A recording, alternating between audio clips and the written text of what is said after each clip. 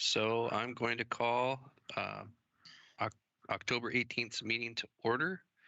I want to see if we have quorum. To me, it appears we do. So I'll move forward with that. We have no minutes to approve. And let's see. Do we have any adjustments to the agenda today, Shanda? We do. I'd like to have an addition, actually. You'll notice we have a new person joining us, and a big welcome to Keith Campbell, who is our new Sherwood City Manager. So official welcome. We're glad to have you. Thanks for being here. And do you want to say anything as new City Manager on Teams? Yeah, I'm happy to be here. Thanks for the introduction. Thanks for adding me to the agenda. I appreciate the opportunity. Keith Campbell, new city manager for City of Sherwood, like you said.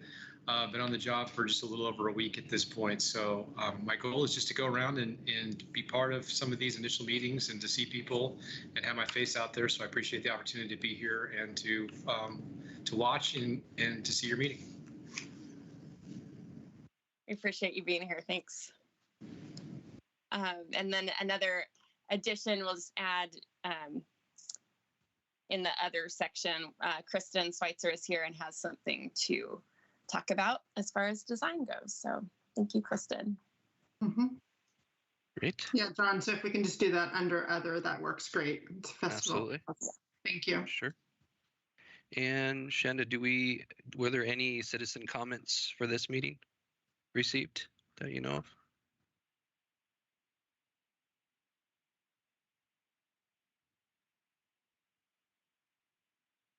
Did you hear me, Shanda? Uh-oh. I did not catch that. I'm so sorry. That's all right. Did we have any citizen comments submitted for this meeting? Oh, no, we did not. Okay. Then I guess we're on to Bruce then. Urban Renewal presentation. Take it away, Bruce. Great. Thanks very much. Good evening, Chair and members of the commission, and I'm really delighted to be here to have the opportunity to talk this evening about the Sherwood 2021 Urban Renewal Plan. And my name is Bruce Coleman. I'm Economic Development Manager with the City of Sherwood. I'm delighted that Julia Hyduk, who's our Community Development Director and my boss, is here to join us. She has a lot more background than I have in terms of all of this. And I also want to thank Shanda for the invitation. Have I lost everybody? Oh, no. Okay, that's No, you're good. It just went to your presentation. I just got your presentation up. And Mary, thanks for your help also in sharing the screen. So I think we can go on to the next slide.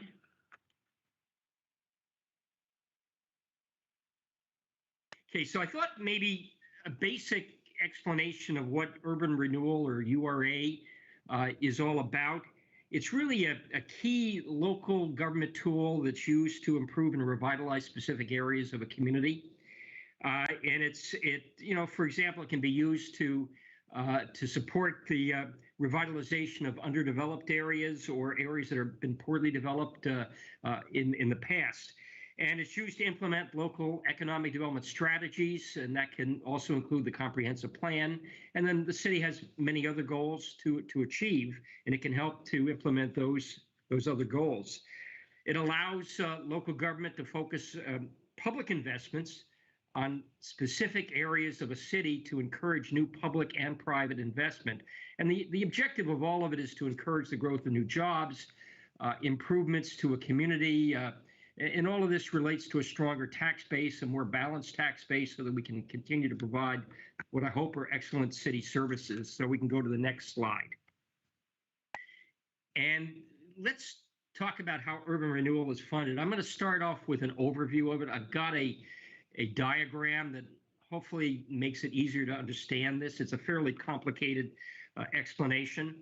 But the source of funds for urban renewal is something called tax increment revenue, TIF or TIF. And it's really what is realized between the frozen base and the increases in the assessed value. So if I've lost you entirely, I'll go over it some more. So it really is based on increases in property tax revenues that are due to new development in an urban renewal area boundary. The funding comes from taking the additional taxes above the frozen base, and I'm going to explain the frozen base, that would otherwise be allocated to taxing districts and dedicating that to the urban renewal area or the urban renewal agency. There's no new taxes being imposed upon the public in terms of how this is funded. So urban renewal plans create really what should be looked at as a dedicated funding source or mechanism for cities to pay for planned improvements to the city projects otherwise that probably couldn't get built within a specific area without actual urban renewal funding or tax increment funding. So the cities generally, their general funds don't really have sufficient monies in them to pay for the key city goals and projects. And so urban renewal becomes a major funding source for cities to pay for infrastructure, transportation, and other kinds of projects that are really needed in order to better the city and the quality of life in cities. And it provides a funding source, really what I think of it as bridging the gap in the city general fund, which, as I said before, it doesn't really have the funding to do all the things that the city wants in its goals and plans, and to really implement the longstanding plans that the city has. So we'll go to the next slide. So how does this kind of funding actually, or this financing actually work? So the URA revenues come from the incremental increases in the tax revenues generated again by new development that is generated in the urban renewal area boundary. So once an urban renewal area is created, a boundary is created, and within that boundary, the property tax base in that urban renewal area boundary is then what's called frozen. So the existing taxing agencies, they continue to receive the taxes that they previously received prior to the formation of the urban renewal area. And that is true for the entire life of the plan, in this case for 30 years. So they'll continue to receive the money they received in the past. But as property within the URA boundary begins to develop, there's new revenue that comes into place, and that's called the tax increment. And that goes solely to the urban renewal area, and the urban renewal agency can then reinvest these funds in projects that can be developed in the urban renewal area boundary.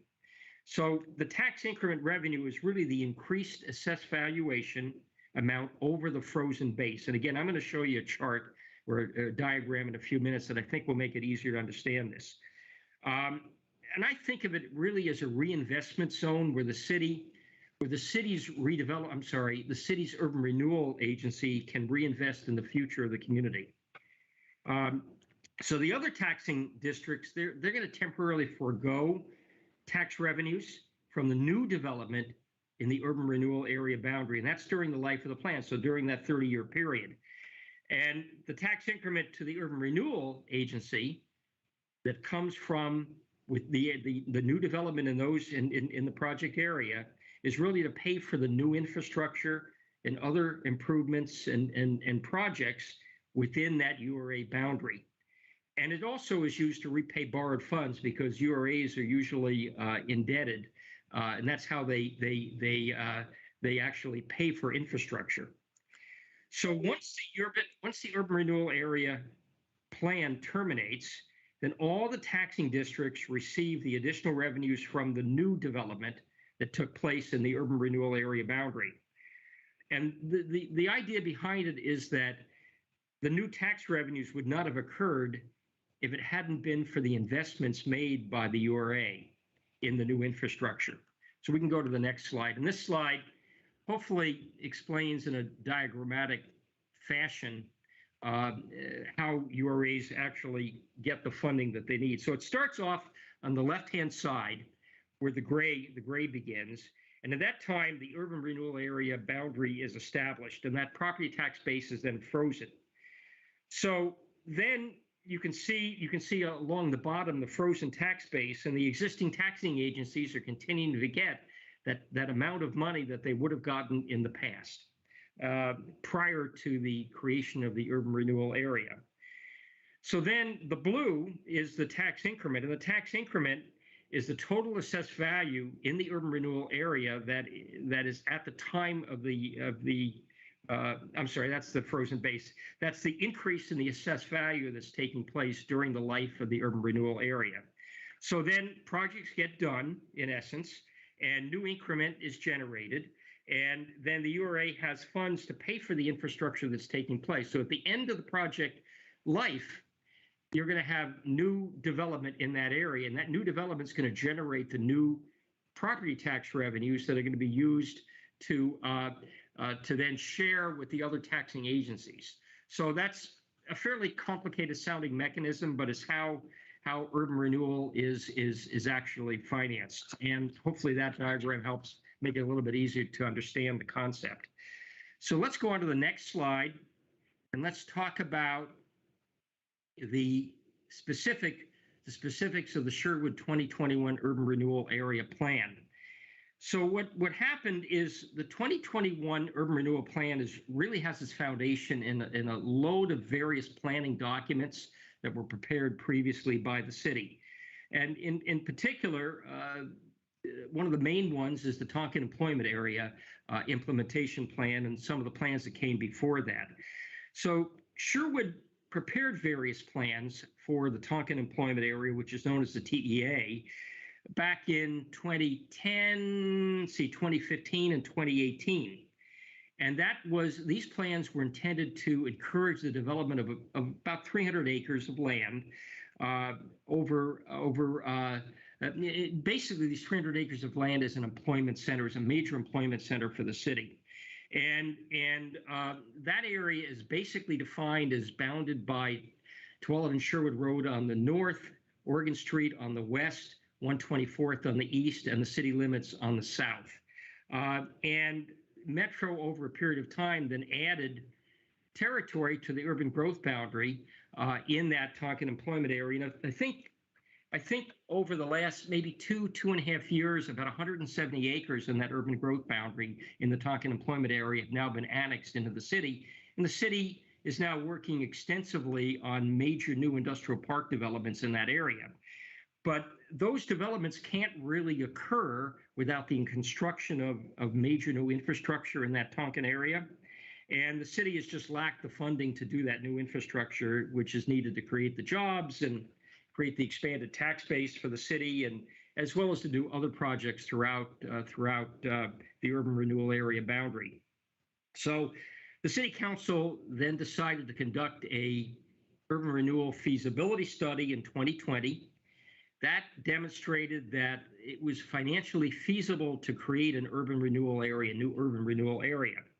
The city, over that period of time, created an advisory committee that included the county, the school district, the TVF&R, the Chamber of Commerce, business representatives, the Planning Commission, and a member of the City Council. And what they did is they provided input in the urban renewal plan, and that included the plan boundaries, which I'm going to show you in a few minutes, the proposed project list, the urban renewal project list, and also how the financing would work for those projects.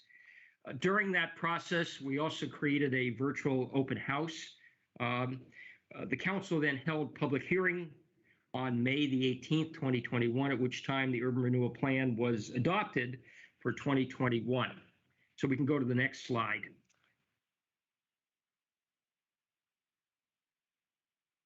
Okay, the urban renewal plan established the urban renewal boundaries.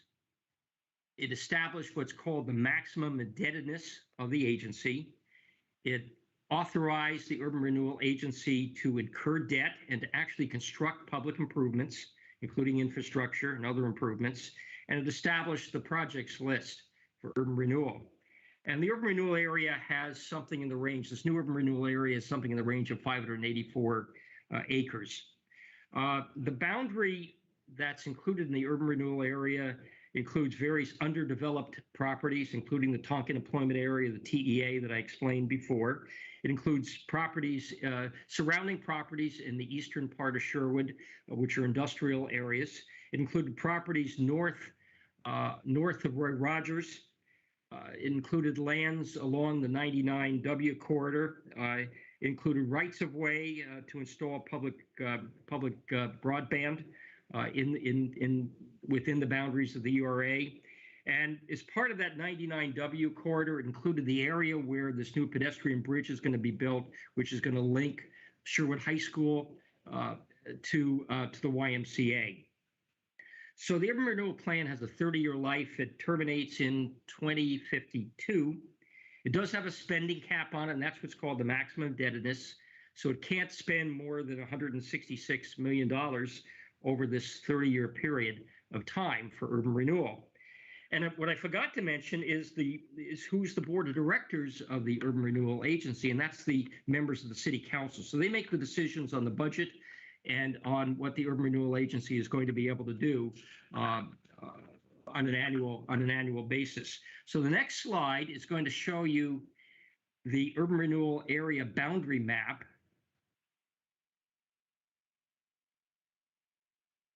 I hope. While we're waiting for that to Sure. show, I just wanted to remind, so while the council is the URA board, they are the URA board. They're actually a separate entity. They're not the city. They don't act as the city council. They act as the URA board. Okay, so this is the boundary map, and I'm not sure it's terribly legible, but the yellow areas are generally the areas that are within this new URA. But you see a lot of red lines here, and those are areas that connect the various yellow areas. They're public rights of way, but they're also the Sherwood broadband system that needs to be built within many areas of Sherwood. So so this includes sort of on the right side of the screen, you have the what I call Sherwood East Industrial Area, which includes the Tanquin Employment Area. That's the Tualatin and Sherwood Road Corridor, the Oregon Street Corridor. Those areas are brand new into the urban renewal area.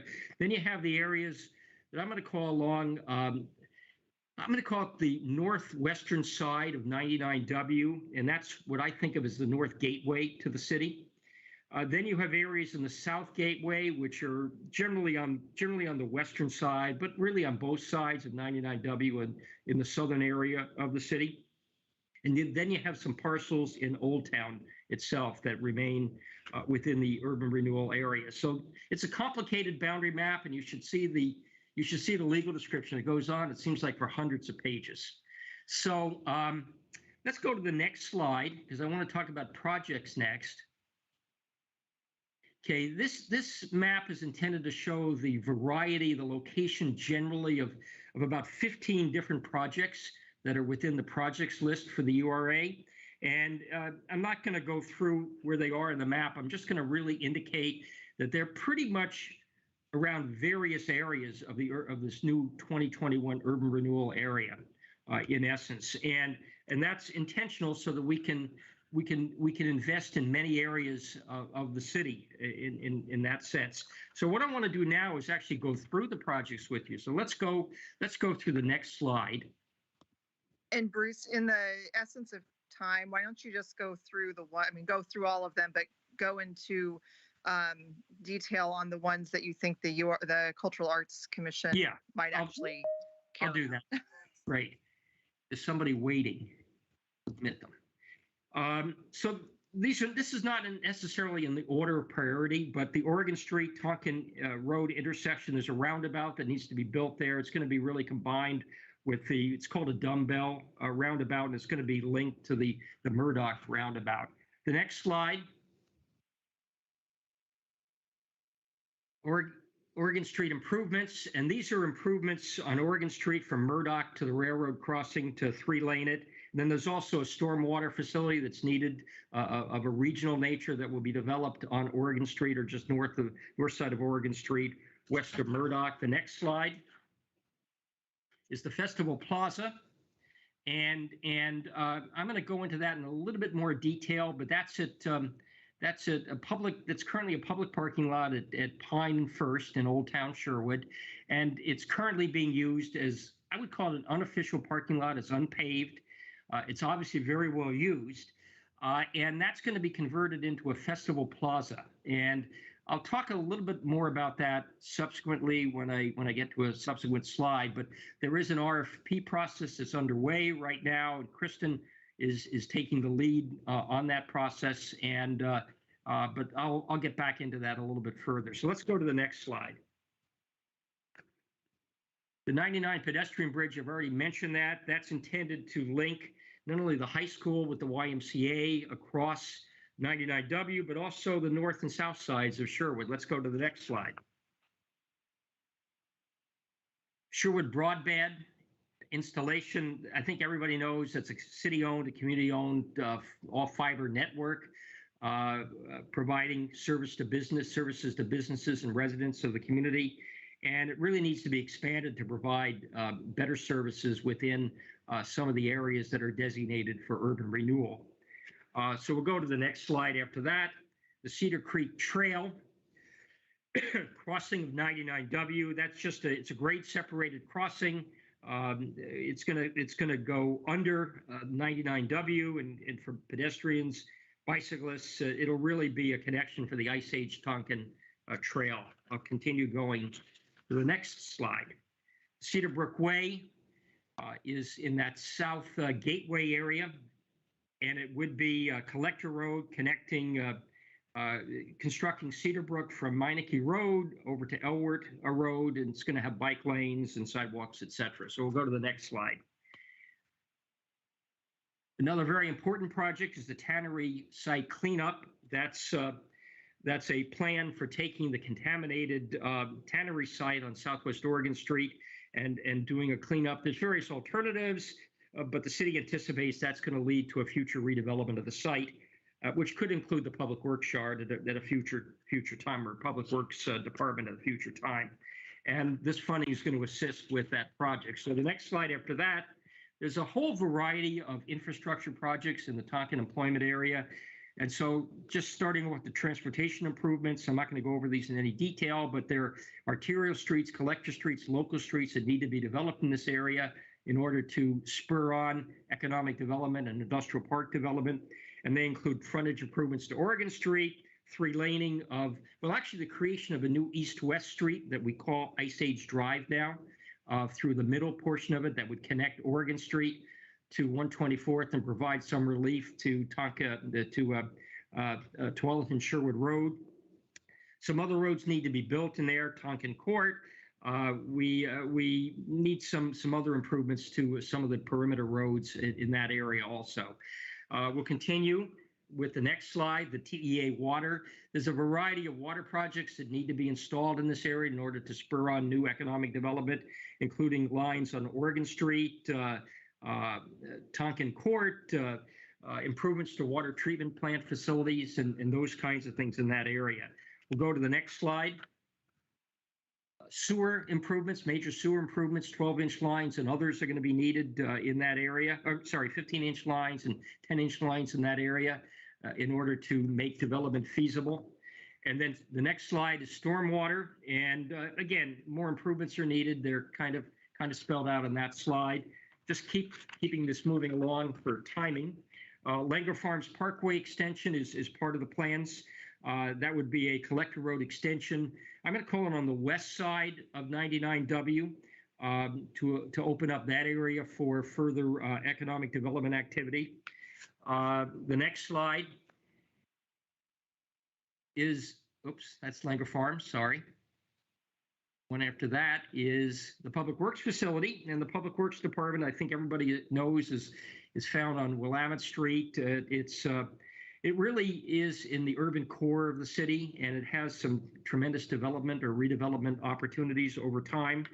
The property is, the Public Works Yard really needs to be relocated to an industrial area so that this particular property can be opened up for a more compatible land use that's more consistent with what the neighbors are, as well as with the Old Town, the plans for Old Town. So that's the end of that one. And then there's various other, there's another slide that just generally refers to other things that we could be doing with funds. That could be developer assistance to create opportunities for new jobs and mixed use development in the community. This has to pay for the financing fees, and there's also administrative costs to implementing the plan. So let's go to the next slide after that. So first, I really want to say that from an economic development perspective, public art is really very important. It reflects a creative community, and in my view, a creative community ties with public art. It ties with entrepreneurship. I think they're all very integrated or integral to economic development in any community. So I'm excited to have this chance to talk to the commission this evening. And I think there's a lot of opportunities for public art as part of urban renewal projects, as these projects get planned and then developed. There is the Public Arts Master Plan that the council adopted, which does support public art in projects, and I believe including in urban renewal projects. I was going to talk a little bit about the Plaza, the Festival Plaza project, and I mentioned before that the RFP process is underway. The idea is to do a conceptual design of that Festival Plaza on Pine Street, and to bring on a landscape architect. You know, I think it's maybe 90% of the time this is used for parking, but the reality is that this needs to be a festival plaza, and so public art could have a really important role to play in this particular property, so that it doesn't just appear to be solely a parking lot. The other place where there could be some opportunities for public art could certainly be the Pedestrian Bridge project. That's in the very early stages, but there's early effort underway right now in the Community Development Department by the city engineer to prepare an RFP for that project. And there's really lots of other potential opportunities for the Cultural Arts Commission to weigh in on public art opportunities. And that can be both informal as well as formal process to do that. So I think it's going to be very important that the commission and the staff to the commission stay very attuned to the various projects and how they're proceeding, and weigh in and provide comment in terms of what public art opportunities could be available to that. You know, I'm not in a position to say which projects will be suitable for public art, but I think it's going to be very important to be watching this process and to be involved in the process, and to make your recommendations and consider opportunities for public is art. Now exiting. So I think the next slide is just questions and answers at this point, and I'd be glad to try to answer any questions that you have.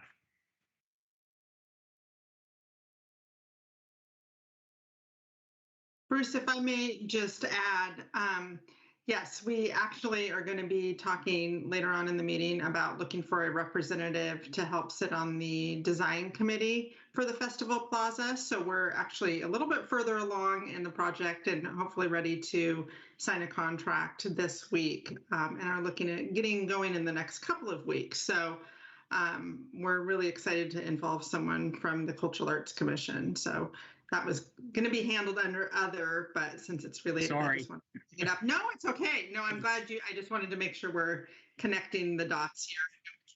We're going to be talking about.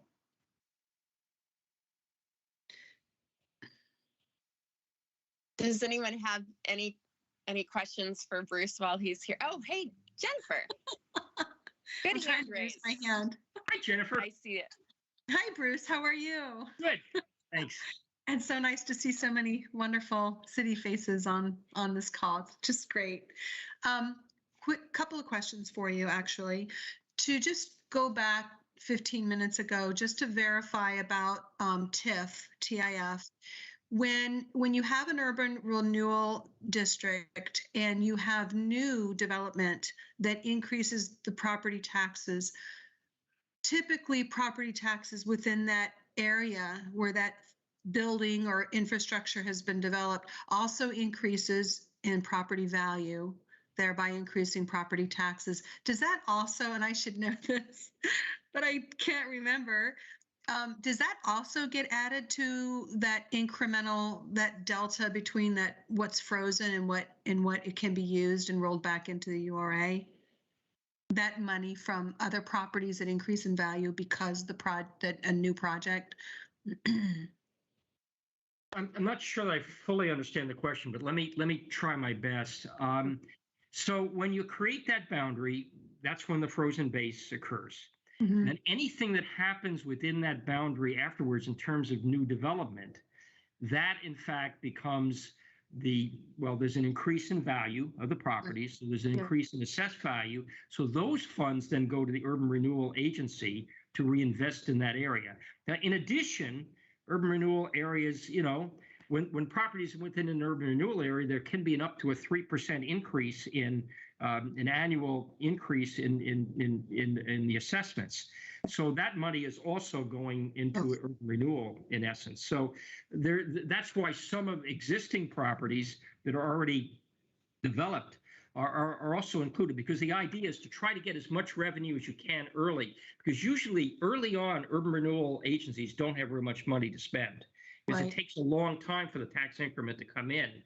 So that's why urban renewal usually borrows money, and in this case funds were borrowed from the city to try to kickstart projects, get them moving forward. So I don't know if I answered your question or not. You did. You answered my question. Really, the pearl of wisdom that I pulled from that is when a property does get developed, the property tax of that property becomes more valuable, but so do the properties that are surrounding it, right? Sort of a rising tide lifts all boats. And so that money from those other properties that weren't redeveloped could also get siphoned off and put into the URA fund, the TIF. Is that right? Well, if they're in the urban renewal area, only correct. If they're in the renewable, yes. Right. Yeah, that's correct, because the whole thing is to improve values, make improvements in the city, and this is really one of the very few mechanisms that exist in Oregon to be able to do that. I know. Okay, thank you so much. Thanks. I'm sure there's other questions. I know that financing structure seems complicated, and I hope it was explained well enough in that chart, or that diagram helped. I think it's laid out in a really nice way, Bruce, which is why we appreciate you coming.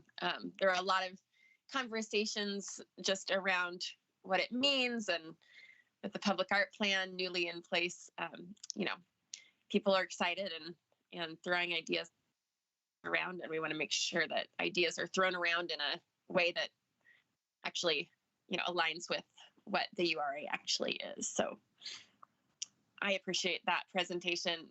Does anyone else have a question as you ponder anything to do with how it relates to public art or lines up with those goals?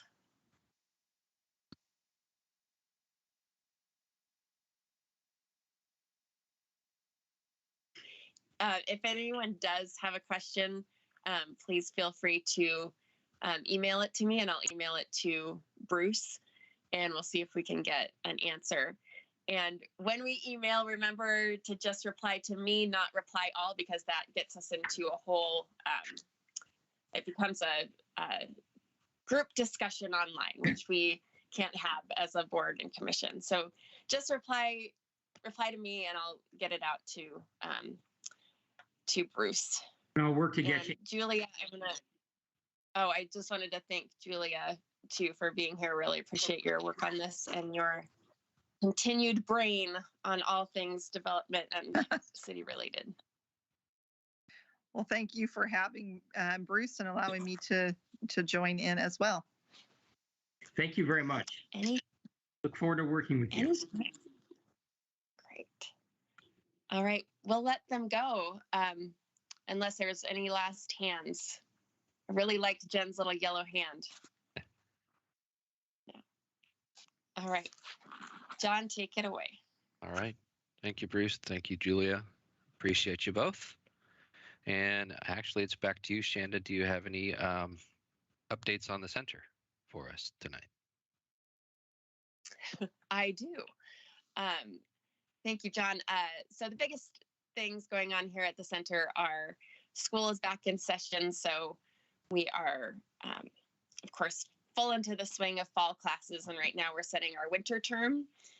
So it is really fun to have students in the building as we did all summer long. But it's nice to see kids coming straight from school, walking down the sidewalk and coming in the doors again. Just as a nice little snippet of normalcy. We had our 4/8 opening gallery reception, and Casey has one of the pieces, or one of the sections is devoted to Casey's work, which is really beautiful. So if you haven't come and seen it, please stop by. We are open every day, every weekday, from 10 a.m. on. And I know Jennifer came and saw it, and a few other people have come and seen it, but it's very kid-friendly and family-friendly, and there's some really beautiful pieces. This is our biggest participation show yet of the 4/8, and this is the first year that the Center for the Arts staff has curated it, taking on the mantle from Makers 5, who started this whole thing a few years ago. So we just could not be more pleased to have our lobby filled with art. So those are my updates from the center. Great. Thank you, Shanda. And on to Sean. So Councillor Garland, do you have any updates from the council for us tonight? Yeah, sure. We're meeting tomorrow night for a council meeting. So it'll be the first meeting for our new city manager, Keith Campbell. You guys met earlier, so excited about that. The agenda itself, I'm going to be honest with you, is not super exciting. We are bringing a couple folks back to our traffic safety committee, which is always great. I always like having people such as yourselves here volunteer to serve on some of our committees. Traffic safety committee, I don't know if you all are familiar with that, but it's a relatively new committee, started within probably the last year, I'm going to say, that actually acts as a liaison to our between our public and our police department. When citizens have certain issues, concerns that they are wanting a review on and potential action to occur, they can actually submit a form through to our traffic safety committee, who reviews that, kind of does a little bit of a triage on the submission, and in many cases we'll bring that to the police advisory board and to our police department. In some cases we'll take a look at that. So some examples might be some roads that people think, boy, we could use a stop sign right here, or this roundabout, this walkway, crosswalk in this roundabout is not safe. Can we take a look at that? Things like that. So it's a great committee. So just for your own awareness, if you all have some issues, concerns that you have, just want to make sure that you all are aware of the existence of that. So with regards to some upcoming either work session or meeting topics coming up, somewhat speaking to that, we're going to be talking in a work session in November about the Langer Farms roundabout. You may know or be aware that we had initially had some plans back over the summer to do some restriping, some repainting of the traffic circle due to some concerns that had been raised with the safety of that. We put a pause on that because the council had some feedback to our to the plans that were submitted. So we're going to review some of the new plans here coming up in November. It's our November 2nd meeting. Going to do some more action on some of our sign code updates. Recently, we passed a motion to amend our sign codes to eventually phase out feather signs. And so we, at the time, in order to kind of ease the transition out of those feather signs to some of our local businesses, being very cognizant of the ongoing concerns that our local businesses are still having through COVID, we're going to work on authorizing basically a buyback program for some of these businesses who may have these signs that we're no longer going to allow in the future, to just try and help them out a little bit, because we do understand that this is something that they've spent money on. It's part of their advertising, and not everybody has large advertising budgets, so we're going to try and help where we can with that.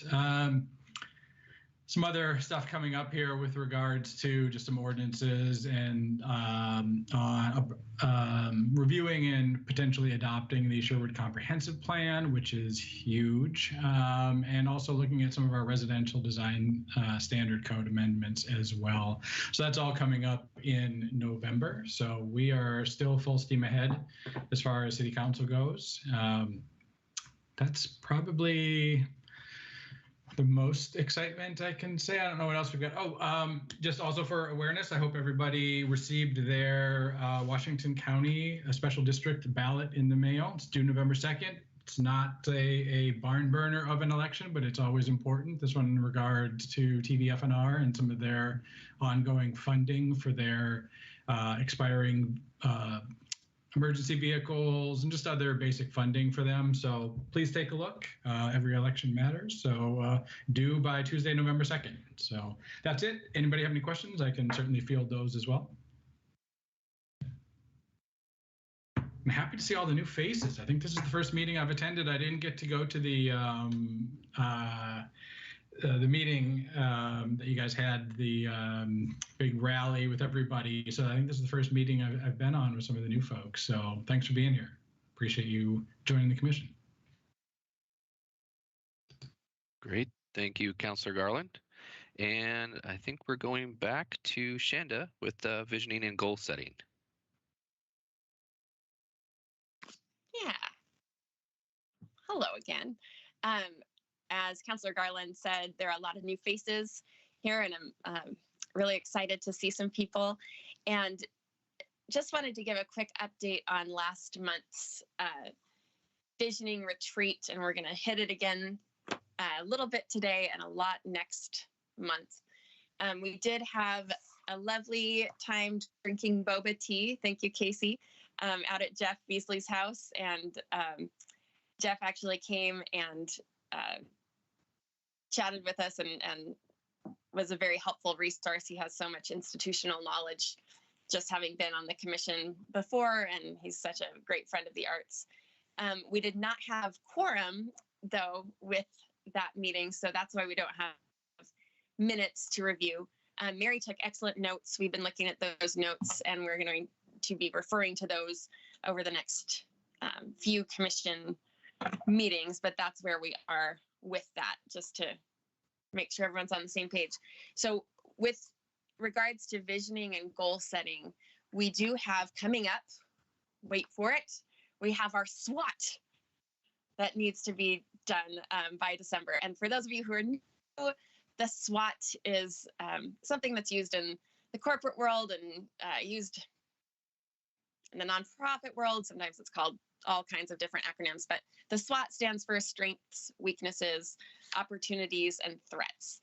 And it's something that our mayor asks every year for us to do, just for every board and commission, just as a way of self-assessment. And then it also is a helpful tool to report to the city council and the mayor going on in this body. So for us, with so many new members and we're still meeting remotely, I think this will be a good opportunity for us to catch new members up on where we've been in the past and start a fresh vision, building on that scaffolding up into the future. Before our next meeting, just wanted to put that in your head that it's going to be all about visioning, and then we'll put that into a SWOT format. And before the next meeting, each of you will be hand delivered. Wait, where is it? A lovely, a lovely notebook. Some of you had these notebooks already, but we took them back at the end of the night because we knew we would hit this again. But everyone will be hand delivered a binder. In this binder, we'll have the last few SWOTs that we've done as a Cultural Arts Commission to just see where we've been, see what has been said in the past. And there will also be, again, there's a copy of the murals plan, there's a copy of the public art plan. There may be some extra things in there, some beautiful pictures of inspirational public art, just for fun. Maybe they'll be slipped in the back of the binder here. And then you will be hand delivered some of these giant Post-it notes. Some of you may recognize these giant notes, but you will have some of these, and we will do some Post-it visioning together as a team next month. So that's kind of where we're going. I'm going to make sure that Gina and Katie and Winnie also have these things, and I'll be touching base with them this week and make sure everyone's feeling caught up, because again, a lot of new faces and want to make sure we plan well for next year. Also at our November meeting, with our visioning and goal setting, we'll be talking about the opportunity to do some community engagement art in 2022. And Casey has shared some wonderful ideas that were actually brought up last year, but with COVID and just the wackiness that was 2020 and continues to be 2021 a little bit, we weren't able to really back that out and implement them. But we have some good ideas for next time. And Casey, would love for you to share some of those images next month. So we'll talk about that as well. Let's see. Wanted to give a quick little murals update. So the mural is completed at Symposium. If you happen to go by, please do say a personal thank you and hello to Kevin and Amanda Bates, who are the owners of Symposium, who worked pretty tirelessly to invest their own time and money and energy into making this happen and hosting the first public art mural.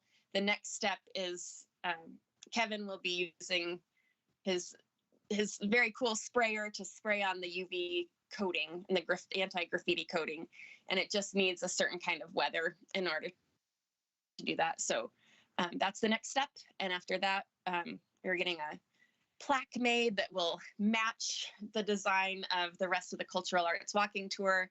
So if you walk around Old Town and see those little plaques, very classy looking, lovely plaques, we will have one eventually at that site as well. And hopefully we'll need many more of those in the coming years that will identify things as a public art project.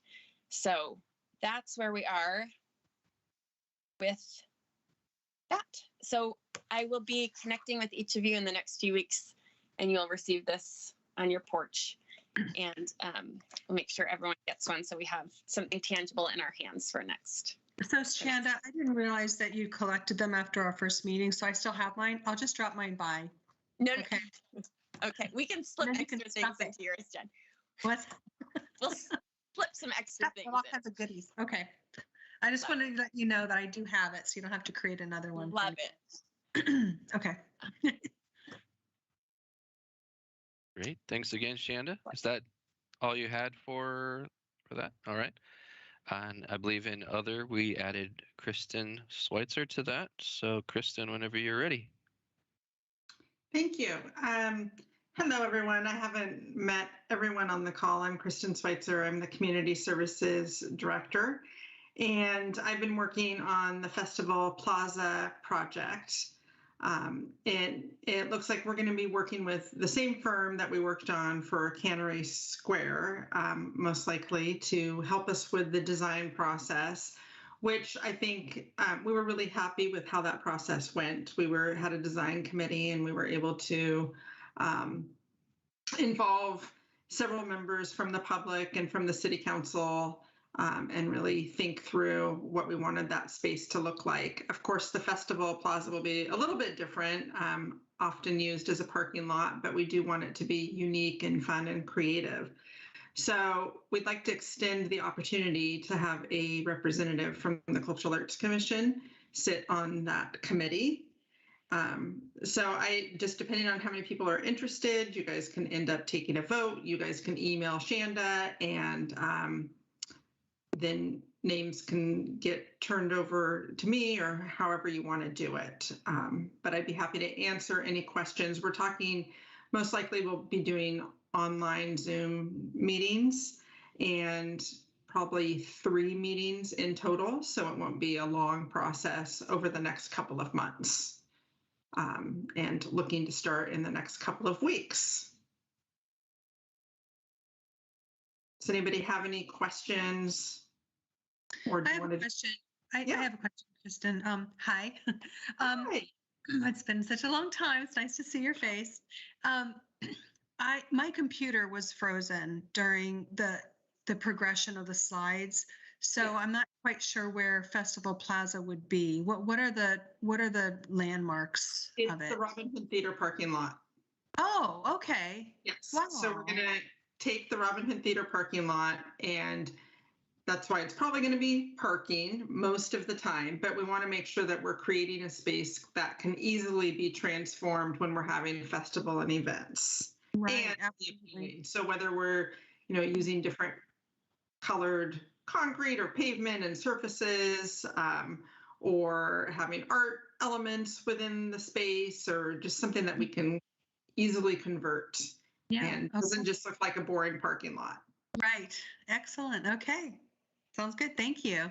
You're welcome. Yeah, I think I heard a little bit about that plan quite a few months ago. It was a tail end of one of your meetings when you were discussing the adoption of the public art program and the murals plan and sign code changes and whatnot. I kind of stuck around for the rest of the meeting and heard everyone talking about the Robin Hood Plaza. It was really exciting to hear. Yes, yeah, probably during one of the work sessions. Yeah. Mhm.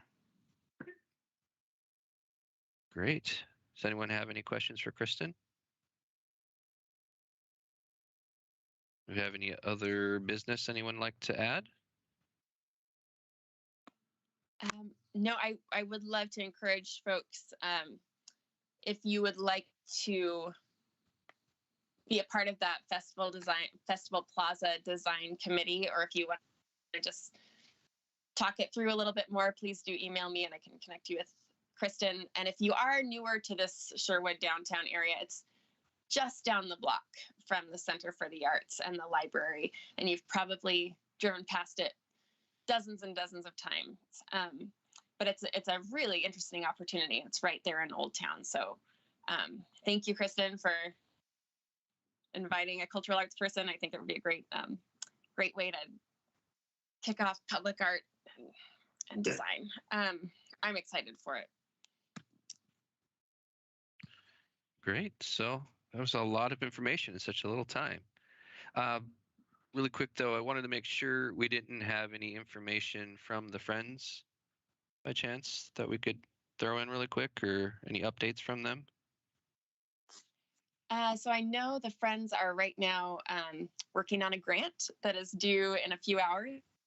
So they are working on something that will be of educational benefit to the youth of Sherwood. So wish them well. Great. And yeah, they're meeting tomorrow. So they meet the day after us now. Well, I have a follow-up question for Kristen.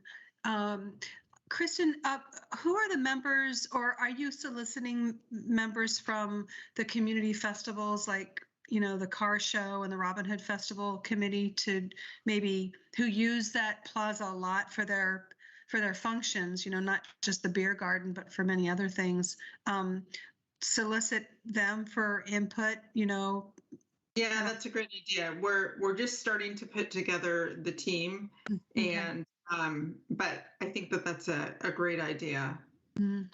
I know that folks on the Robin Hood Festival committee, I'm sure someone would be interested in participating in some way. Yeah. Okay. Yeah, that's great. Cool. What does the meeting schedule look like for that committee? I don't have dates yet. I just know that we plan to kick it off in the next couple of weeks. And then between probably middle of November and end of December, there would be 3 meetings. That's my guess. Maybe one going into January. Gotcha. Great. If we have nothing else to discuss, I think we can adjourn the meeting. Thank you, everyone. Thank you. Nice to meet you, Keith. Nice to meet you, Keith. Kristen. Take care. Thank you, Mary, for taking everybody. Have me on. Thanks, Good luck, Mary.